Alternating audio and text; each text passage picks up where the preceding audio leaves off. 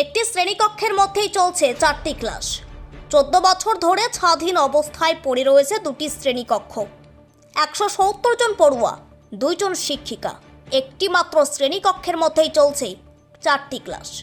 হরিশ্চন্দ্রপুর 1 নম্বর ব্লকের তুলসীহাটা কেলাবাড়ি শিশু শিক্ষা কেন্দ্রের অবস্থা এখন বেহাল। স্থানীয় সূত্রে জানা গেছে 2002 সালে কেলাবাড়ি শিশু শিক্ষা কেন্দ্রটি চালু হয়। এরপর 2010 সালে আরও 2টি শ্রেণীকক্ষ তৈরি করা হলেও এখনও পর্যন্ত শ্রেণীকক্ষ দুটির ছাদ হয়নি। অসম্পূর্ণ হয়ে পড়ে রয়েছে শ্রেণীকক্ষ দুটি। এর ফলে বাধ্য হয়েই একটি শ্রেণীকক্ষেই চলছে সব শ্রেণীর পড়ুয়াদের ক্লাস। ছাদ না থাকার কারণে রৌদ্র বৃষ্টিতে কক্ষ দুটি জরাজীর্ণ হয়ে পড়েছে। দেওয়াল থেকে ইট খসে পড়ছে, অপরদিকে বিমের চাঙ্গর খসে পড়ছে, বেরিয়ে এসেছে লোহার রড। যে কোনো সময় দুর্ঘটনা ঘটে যাবার আশঙ্কা করছেন শিক্ষিকারা। অবস্থা এমনই যে ওই স্কুলে ভয়ে পড়ুয়াদের পাঠাচ্ছেন না অভিভাবকদের একাংশ। ক্রমেই স্কুলে কমছে পড়ুয়াদের সংখ্যা। এদিকে যে কোনো সময় দুর্ঘটনার আশঙ্কা থাকলেও স্কুল বিল্ডিং সংস্কারে কোনো উদ্যোগ নিচ্ছেন না সংশ্লিষ্ট দপ্তর, জানিয়ে স্থানীয়দের মধ্যে ক্ষোভ ছড়িয়েছে।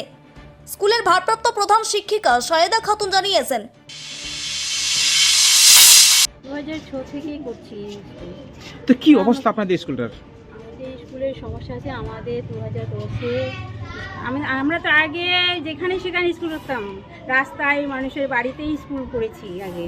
তারপর কত সাল মানে 2010 না 12 থেকে আমরা এটা আইসিডিএস স্কুল করেছিল। আমরা মানে কোনো জায়গায় স্থান পাইনি বলে আমরা আইসিডিএস এখানে স্কুল করতাম। তারপরে আমাদের স্কুল হলো 2010-এ হলো। তারপরে মানে ছাদ এখনো হয়নি। তাহলে কোন ইসের পড়াচ্ছেন? রুম পরে করেছে, ওই রুমটাতেই আমরা ক্লাস এখন চালাচ্ছি। তো একটা রুমের মধ্যেই কি 4টা ক্লাস আপনাদের? হ্যাঁ, আমরা খুব সমস্যায় আছি। ওই আইসিডিএস রুমে করতাম, তো এখন চুরি, সব কিছু চুরি করে জানলা দরজা ভেঙে নিয়ে চলে গেছে। বারবার চুরি হচ্ছে এই জায়গায়। একটা রুমে আমরা কোনো রকম এখন চালাচ্ছি, খুব সমস্যায় আছি আমরা। বলছি আরো তো দেখছি 2টা রুম তৈরি করা আছে, উপরে হ্যাঁ, ছাদটুকু নেই। ছাদ কত বছর ধরে এরকম বেহাল অবস্থায় পড়ে আছে? প্রায় 13-14 বছর হয়ে গেল। ঘর তোলায় এখনো ছাদ পর্যন্ত হয়নি।